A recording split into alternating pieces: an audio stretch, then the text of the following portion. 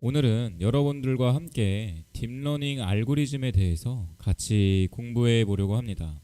그래서 제가 이제 저번 시간에는 크롤링과 이제 머신러닝 뭐 여러 가지 관련해서 특강을 진행을 했었는데요.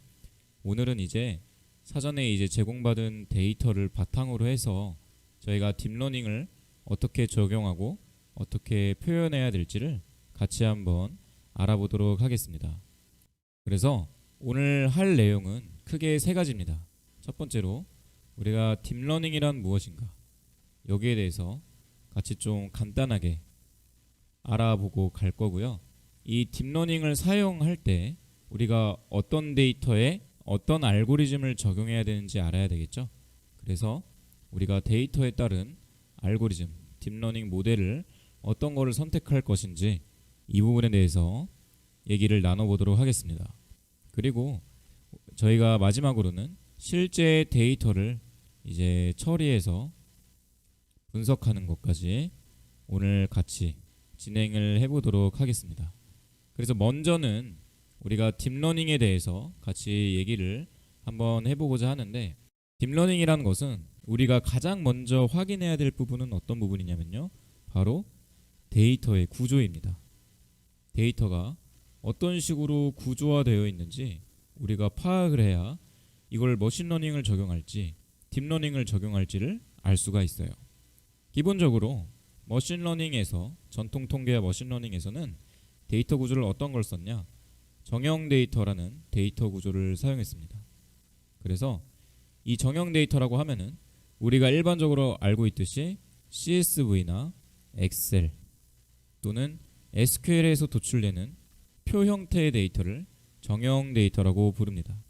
이 정형 데이터는 방금도 설명했다시피 표 형태의 인덱스, 그리고 컬럼, 밸류, 이 세 가지의 구성 요소로 이루어져 있는 데이터를 정형 데이터라고 표현을 합니다. 그래서 기본적으로는 이 정형 데이터를 분석을 해서 어떤 우리가 비즈니스에서 적용할 수 있는 인사이트를 찾아낸다, 이렇게 이해를 하시면 될 것 같고요. 제가 먼저 머신러닝이라는 패러다임을 설명했었죠. 이 딥러닝이라는 거는 이 머신러닝이라는 패러다임 안에 한 부분으로 속해 있는 영역이라고 생각을 하시면 될 것 같습니다. 그래서 뭐 딥러닝이라고 해서 머신러닝과 아예 새로 다른 패러다임은 아니고요. 머신러닝으로부터 발달된 알고리즘 중에 한 종류다라고 보시면 되겠고, 이 딥러닝은 기본적으로 뉴럴 네트워크라는 신경망 모델을 기본 베이스로 가지고 있습니다. 그래서 이 신경망 모델이란 거는 노드 간의 연결성을 중심으로 데이터들을 어떤 하나의 흐름 속에서 층층이 나누어서 처리되는 단계의 패러다임을 따르게 됩니다. 그래서 신경망 알고리즘이라고도 하는데, 이 뉴럴 네트워크에 대한 얘기를 잠깐 좀 하고 지나가자면요, 원래 이 뉴럴 네트워크에 대한 역사는 1940년도에 생물학적 신경망 네트워크라는 이론에서부터 시작이 되게 됩니다. 그래서 그때는 이제 사람의 신경세포의 작동 원리를 모방해서 이 뉴럴 네트워크에 대한 어떤 기본적인 모델을 구축을 했었습니다. 기본적인 이론은 굉장히 간단합니다. 어떤 자극이 들어온다고 했을 때, 인풋이라고 합시다. 어떤 자극이 들어온다고 했을 때 그 자극을 받아주는 수용체들이 있겠죠. 이 수용체들한테 자극이 주어지게 되고, 이 수용체들은 바로 이 다음 수용체에게 이 자극을 전달을 하게 됩니다. 각각의 맡은 영역대로 이 수용체들이 다음 수용체들에게 자극을 전달하게 되고요. 그리고 이 과정이 반복되다가 최종적으로 처리된 정보를 바탕으로 이제 의사결정을 하게끔 결론이 나는 거죠. 아웃풋. 그래서 제가 굉장히 좀 쉽게 설명을 드렸는데, 데이터에서도 신경망이라고 하면은 이 원리를 따르게 됩니다. 데이터가 특정 지정해 놓은 노드라고 부르는 어떤 공간에 나눠져서 들어가게 돼서 이 데이터들이 각각의 한 층 한 층 거쳐가게 되면서 데이터의 흐름을 규정하고 그 흐름에 따라서 데이터의 규칙을 찾아내는 형태의 알고리즘이다라고 이해를 하시면 될 것 같습니다. 그럼 갑자기 이 뉴럴 네트워크를 사람들이 왜 많이 사용하게 됐느냐? 1940년도부터 나왔던 이론이고 퍼셉트론이란 모델이 1960년도 때부터 구현된 알고리즘인데 유행하게 된 계기가 세 가지가 있습니다. 첫 번째로는 데이터의 양이 굉장히 기하급수적으로 증가함에 따라서 이 기하급수적으로 증가하는 데이터를 가장 정확하고 빠르게 처리할 수 있는 알고리즘이 바로 이 신경망 알고리즘인 겁니다. 그래서 최근에는 테라바이트 단위의 데이터들이 웹이나 공정 또는 어떤 여러 기업이나 공공기관에서 발생이 되는데 그것들을 처리할 때 기존에 썼던 머신러닝 알고리즘과는 다르게 뉴럴 네트워크는 병렬적 구조를 가지고 있기 때문에 이 대용량의 데이터를 쉽게 처리할 수 있는 거죠. 그런 특징이 있고요. 두 번째로는 아까 머신러닝은 기본적으로 정형 데이터 기반으로 데이터를 처리하는 알고리즘이라고 했습니다. 하지만 이 딥러닝, 뉴럴 네트워크, 신경망 모델을 사용을 하면요, 정형 데이터뿐만 아니라 비정형 데이터도 저희가 쉽게 처리를 할 수가 있습니다. 그래서 여기서 얘기하는 비정형 데이터라고 하면은 이미지라든지 소리 아니면은 시그널 같은 어떤 우리가 표 형태로 차트 형태로 표현할 수 없는 형태의 데이터들을 비정형 데이터라고 부르는데 이런 데이터들을 처리할 때도 뉴럴 네트워크, 인공신경망을 사용해서 우리가 처리를 할 수가 있습니다. 그리고 세 번째로는요, 컴퓨터 하드웨어가 발달되어서 저희가 기존에 쓰던 컴퓨터의 연산 속도와 비교도 할 수 없을 만큼의 빠른 연산 처리 장치를 가질 수 있게 되었고, 아까 신경망의 특성 중에 하나가 병렬로 데이터를 처리할 수 있다라는 특성이 있다고 했었는데 GPU라는 장치가 이제 개발되고 발달이 되면서 이런 병렬을 처리할 수 있는 구조를 완벽하게 잘 소화해내고 만들어 놓을 수 있었다라는 게 딥러닝이 최근 각광받게 된 계기라고 보시면 되겠습니다. 그래서 이렇게 크게 세 가지 요인에 의해서 딥러닝이라는 우리가 알고리즘을 활용해서 최근에 데이터를 많이 처리하는구나 라고 보시면 되겠고요. 딥러닝을 이용해서 알고리즘을 처리하는 분야는 굉장히 많이 있습니다. 그래서 특히 이제 비정형 데이터로 이 인공신경망을 많이 처리하다 보니까 뭐 자율주행 자동차라든지 아니면 챗봇이라든지 아니면 이제 뭐 의료 쪽에서는 CT, 영상 같은 데이터들, 영상 처리 데이터들 또는 공장 같은 데서는 이제 뭐 온도나 아니면 이제 데이터로 쉽게 작업자가 확인하기 힘든 데이터들을 모델을 활용해서 실제 산업에서 활용되고 있는 것을 우리가 볼 수가 있습니다. 그래서 전체적인 개략적인 내용은 여기까지 좀 설명을 드리면 될 것 같고요. 본격적으로 딥러닝에 대해서 하나씩 설명을 좀 해드리도록 하겠습니다. 그래서 딥러닝은 기본적으로 여러 개의 레이어로 구성이 되어 있습니다. 레이어라고 하면은 층인 거죠. 네. 어떤 하나의 수식에 의해서 데이터가 다 계산이 되는 게 아니라 어떤 데이터가 아까도 그렸지만 어떤 집단의 데이터가 이렇게 들어왔을 때 이 데이터가 노드라고 불리는 공간에 나눠져서 들어가게 되고요. 이 각각의 노드들이 모여있는 이 한 줄을 층이라고 부릅니다. 네, 레이어라고 부르는 거죠. 네, 그래서 이 레이어로 구성되어 있는 규칙으로 데이터를 어떻게 학습하냐, 점진적으로 학습을 합니다. 다음 단계의 층으로 이 데이터를 처리하면서 넘겨주면서 데이터를 점진적으로 데이터를 처리한다라고 보시면 되겠습니다. 그래서 이런 표현을 이제 전문가들이 포워드 패스라고 표현을 하기도 하고요. 이런 점진적인 학습을 통해서 데이터의 흐름을 규명을 하고 이 데이터 상에서 발견할 수 있는 규칙들을 쉽게 찾아낼 수가 있습니다. 그래서 이 레이어라는 개념이 들어가게 되고요. 이 레이어가 하나의 필터 역할을 하면서 새로 들어오는 데이터에 대해서 처리할 것인지를 이 레이어 안에 있는 노드들, 이걸 이제 노드라고 불렀었죠. 이 노드들이, 이 레이어 안에 있는 이 노드들이 이 데이터가 어떻게 처리될지를 어떻게 하면 실제 데이터와 가장 매칭이 잘 될 수 있게 우리가 바꿀까, 이 노드 안에 있는 웨이트, 가중치라는 값을 바꿔주면서 이 알고리즘을 데이터에 맞게끔 학습을 한다라고 보시면 되겠습니다. 그래서 비유를 좀 쉽게 들자면요, 어떤 파이프가 이렇게 있는데, 이제 여기에 데이터들이 들어가는 거죠. 이 데이터들이 들어가야 되는데 이 데이터는 우리가 원하는 정답에 맞게끔 데이터가 처리가 돼야 됩니다. 그걸 이제 라벨이라고 해보겠습니다. 그 데이터가 이렇게 흘러내려가면서 이 데이터들을 이 파이프 자체적으로 감지를 하고 파이프의 구조를 살짝씩 바꿔주고 데이터를 걸러줄 거는 걸러주면서 우리가 원하는 라벨에 맞게끔 데이터가 도출될 수 있도록 조절한다라고 이해를 하시면 될 것 같습니다. 그래서 그 중간중간에 이 데이터들을 조절하는 장치들을 노드라고 생각을 하시면 될 것 같고요. 이 노드들이 한 줄씩 모여있는 것들을 레이어, 층이라고 생각을 하시면 될 것 같습니다.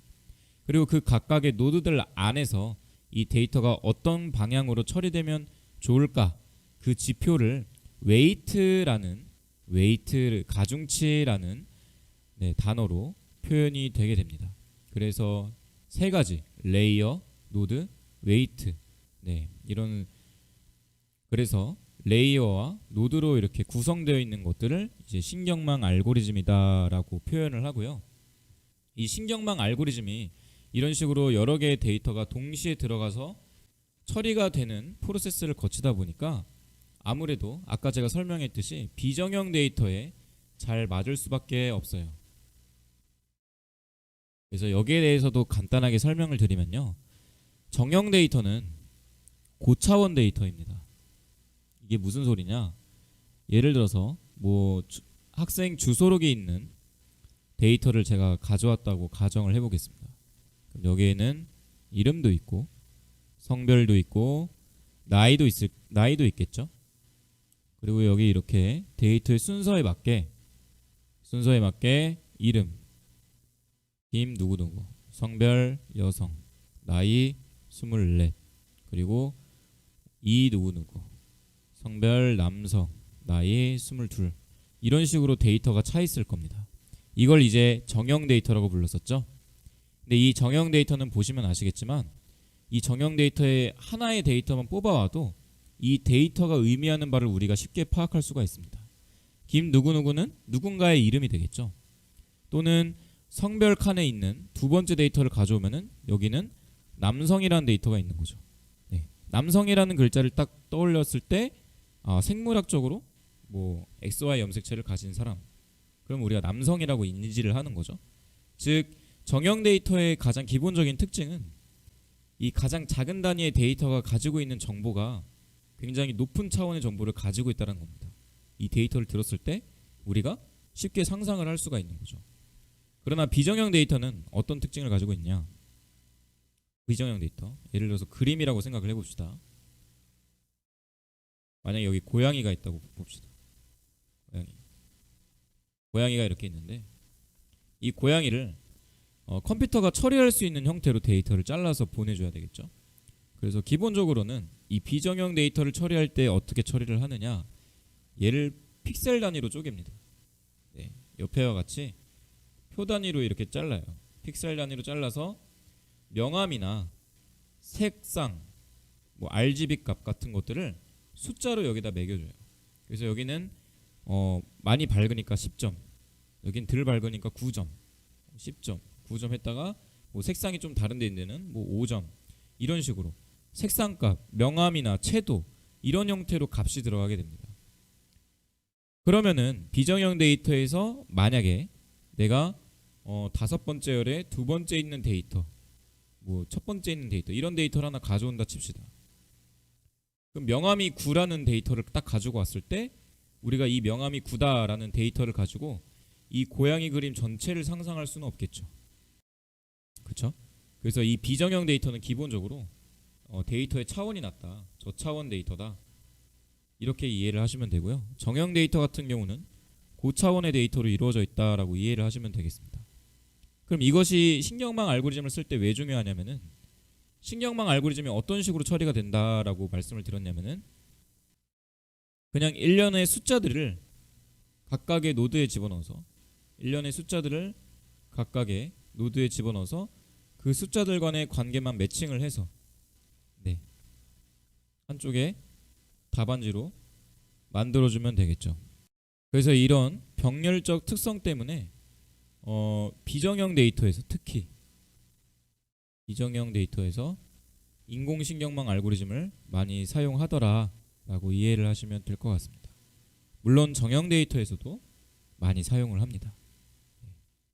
하지만 이제 정형 데이터에서는 기본적으로 머신러닝 모델에서 충분히 우리가 인사이트나 답안지를 찾아낼 수 있기 때문에 보통은 딥러닝을 활용해서는 비정형 데이터를 주로 분석을 한다라고 이해를 하시면 될 것 같습니다. 이 딥러닝이라는 알고리즘은 2010년도에 힌튼이라는 교수가 이미지넷이라는 이미지를 분류하는 이미지넷이라는 경진대회에서 이미지의 어떤 이 분류 오차값을 20% 이하로 줄이게 되면서 굉장히 각광받기 시작했다. 그래서 그때부터 이제 이 데이터 처리를 할 때, 비정형 데이터 처리할 때 신경망 알고리즘을 써야겠구나라고 사람들이 많이 인식을 하게 됐고요.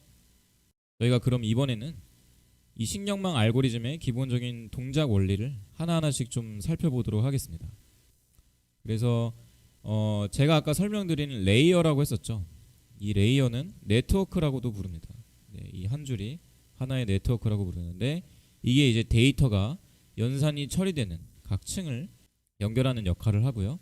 그리고 이제 층 간에 이제 이 층 사이 데이터가 이렇게 넘어가면서 데이터가 이제 변형되거나 처리가 돼야겠죠. 이 층 사이에 이제 활성 함수라는 데이터를 처리하는 함수들이 존재합니다. 그래서 그 활성 함수들이 다양하고 복잡한 형태로 존재하면서 굉장히 다이나믹한 계산을 할 수가 있고요. 이 데이터가 아까도 설명했듯이 점진적으로 처리될 수 있는 형태의 구조다. 이렇게 이해를 하시면 되겠습니다.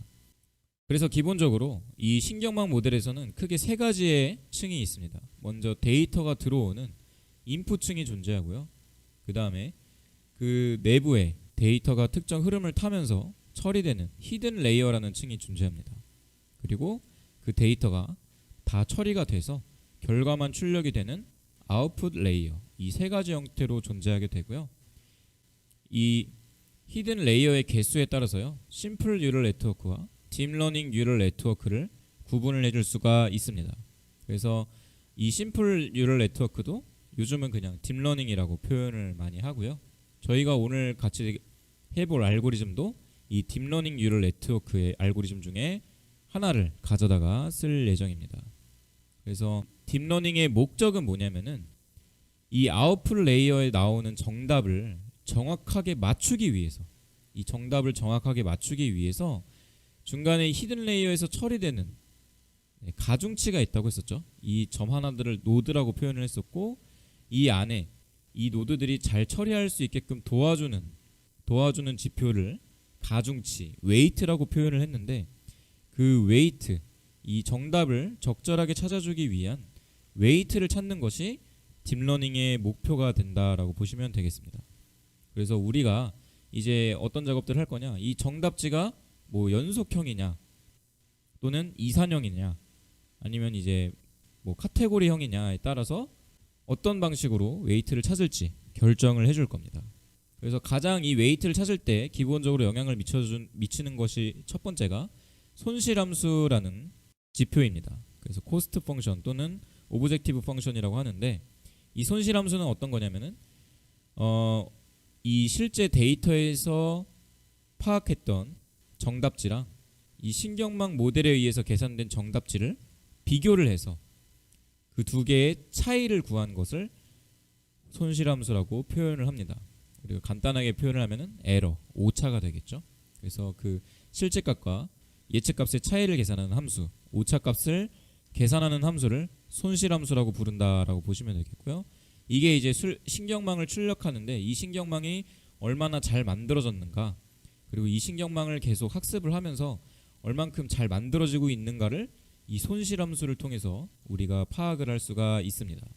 그래서 여러분들이 딥러닝 뉴럴 네트워크를 이제 사용을 한다라고 하면은 중간에 업데이트될 웨이트에 집중을 해주시면 되고, 그리고 그 웨이트에 의해서 계산될 손실함수가 어떤 식으로 바뀌는지, 그리고 우리가 정했던 데이터가 이산형이냐 연속형이냐 카테고리컬형이냐에 따라서 이 손실함수를 어떻게 정해야 되는지를 여러분들이 찾으셔야 합니다.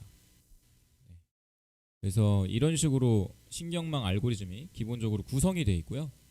처리 순서가 아래 1번부터 5번까지 이 순서를 반복하면서 처리가 됩니다.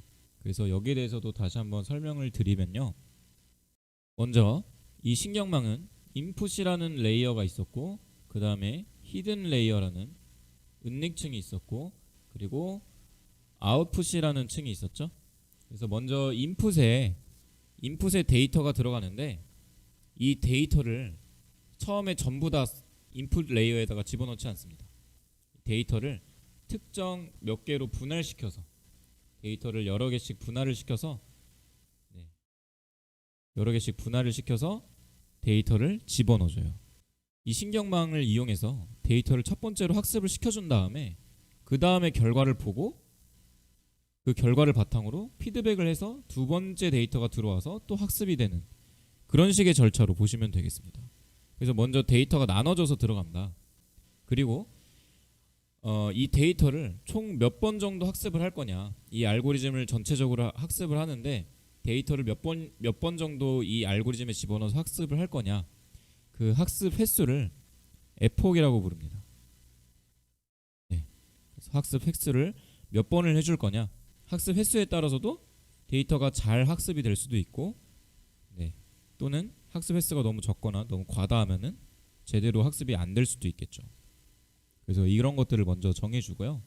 두 번째로 이렇게 에폭이랑 배치가 정해져서 데이터가 이제 인풋으로 들어가게 되면은 데이터가 이제 각 노드를 통과하게 되면서 여기 중간중간에 노드를 통과하게 되면서 이 노드 안에 있는 함수에 의해서 데이터가 처리돼서 첫 번째로는 아웃풋이 딱 나오게 됩니다. 그래서 이 첫 번째 돌아가는 이 프로세스, 이 프로세서를 아까도 잠깐 언급했다시피 포워드 패스라고 부릅니다. 데이터가 정방향으로 쭉 처리가 되면서 결과를 내는 거죠. 그래서 여기서 나온 이 결과값이 우리가 원본 데이터에 있는 정답과 일치해야 되겠죠. 매칭이 돼야 됩니다. 그 매칭을 할 때 어떤 함수를 쓴다고 했었냐면은 아까 실제값과 예측값의 차이를 뺀 에러를 계산한다고 했었죠. 그래서 이 실제값과 예측값의 차이를 뺀 에러, 손실함수를 이용해서 이 얼마나 값이 어긋났는지를 계산을 해줍니다. 그래서 오차를 계산을 한 다음에 그 다음에 체인 룰이라는 어떤 수학적 미분 메커니즘에 의해서 이 오차에 대한 여기서 발생한 오차에 대한 각 노드의 기여도를 계산을 합니다. 각각의 노드가 있었죠. 이 각각의 노드에 대해서 이 오차에 대한 영향을 얼만큼 줬는지를 얘가 거꾸로 한 층씩 다시 올라가면서 이 기여도를 계산을 해줘요. 그래서 이렇게 거꾸로 다시 아웃풋으로부터 한 층씩 거꾸로 되돌아가면서 이 노드의 이 기여도를 계산하는 것을 이제 백워드 패스라고 부릅니다. 백워드 패스 또는 백프로파제이션이라고도 표현을 하는 거죠. 그래서 백워드 패스 과정을 통해서 이 기여도를 계산을 한 다음에 계산된 기여도를 바탕으로 이 각각의 레이어에 있는 웨이트값, 가중치라고 설명을 드렸었죠. 이 가중치를 업데이트하게 됩니다. 그래서 이 웨이트, 각각의 레이어에 숨겨져 있는 이 가중치들을 업데이트를 해줘서 수정해주는 거죠. 이 에러가 점점 낮아지는 방향으로 수정을 해주는 겁니다. 수정을 해줘서 다음 데이터가 들어올 때는 좀 더 에러가 낮아지는 방향으로 이 데이터의 흐름을 잡아준다라고 보시면 되겠죠. 그래서 이 순서대로 신경망이 진행이 된다라고 이해를 하시면 될 것 같습니다. 그래서 오차가 감소하도록 이 웨이트를 줄여주는 게, 이 손실함수를 이용해서 웨이트를 줄여주는 게 이 신경망의 가장 큰 포인트다. 그래서 이렇게 이해를 하시면 될 것 같고요. 그렇게 해서 이제 저희가 신경망의 처리 순서까지 한번 알아봤고, 이 인공신경망에는 여러 가지 알고리즘의 종류가 있습니다.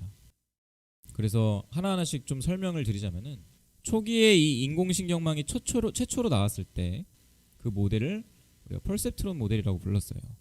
퍼셉트론 모델은 인풋 레이어가 하나고 히든 레이어, 가운데 있는 레이어도 하나고 아웃풋 레이어도 하나로 구성되어 있었고, 이 초기 퍼셉트론 모델은 여기 보시면은 스레스홀드 로직 유닛으로 구성되어 있다 이렇게 표현이 되어 있는데, 특정 값의 인계값을 넘어가면은 그 값에 대한 어떤 피드백을 해주면서 모델을 갱신해 나가는 형태로 신경망을 구성을 했습니다. 그래서 그거를 이제 스레스홀드 로직이라고 표현을 했고요. 이 퍼셉트론 모델들이 여러 층으로 쌓인 형태, 그거를 이제 멀티레이어 퍼셉트론 MLP라고 표현을 합니다. 그래서 이 퍼셉트론 구조를 여러 층으로 쌓은 형태, 지금 위에 보시는 이 그림이 그냥 단순한 MLP, NLP 형태의 기본적인 모습이라고 보시면 되겠고요. 그리고 이 NLP에서부터 우리가 아까 제가 마지막으로 설명드렸던 역전파, 백프로파제이션, 손실함수에 의한 오차를 다시 노드의 기여도로 거꾸로 계산해 나가면서 이 히든 레이어를 계속 갱신시켜주는 형태를 딥 뉴럴 네트워크 알고리즘이라고 표현을 합니다. 그래서 우리가 일반적으로 알고 있는 형태는 바로 이 형태다라고 보시면 되겠고요. 이 DNN, 딥 뉴럴 네트워크에는 크게 두 가지 종류가 있어요. 컨볼루전 뉴럴 네트워크라는 CNN, 합성곱 신경망이라는 종류가 하나가 있고요. 리커런트 뉴럴 네트워크라는 RNN이라는 순환신경망 알고리즘이 있습니다. CNN 같은 경우는요, 사람의 시신경 구조를 모방한 알고리즘으로 이제 이미지 같은 것들을 처리할 때, 데이터에 어떤 데이터가 이렇게 펼쳐져 있을 때 거기에 특정 특징들을 추출을 해서 그 특징들을 모아가지고 하나의 컨볼루전 레이어를 만들고, 컨볼루전 레이어에서 데이터를 줄이면서 학습하는 형태를 합성곡 신경망 CNN이라고 표현을 하고요. 그 다음에 RNN, 순환신경망 알고리즘이라고 해서 반복적이고 순차적인 데이터를 순서대로 처리할 때 사용하는 알고리즘, 신경망 알고리즘을 RNN이라고 보시면 되겠습니다. 그래서 이미지나 뭐 자연어 처리 같은 거 할 때, 자연어의 어떤 문장 같은 것들을 처리할 때는 합성곱 신경망을 사용을 하고요. 그리고 어떤 시퀀스 데이터나 시계열 데이터를 처리할 때는 RNN, 순환신경망 알고리즘을 보통 사용을 한다라고 보시면 되겠습니다. 그래서 오늘 저희가 한번 사용해 볼 알고리즘은 이 RNN, 순환신경망 알고리즘을 이용해서 저희가 가진 데이터를 처리를 한 다음에 모델을 생성해서 결과를 한번 도출을 해 보도록 하겠습니다.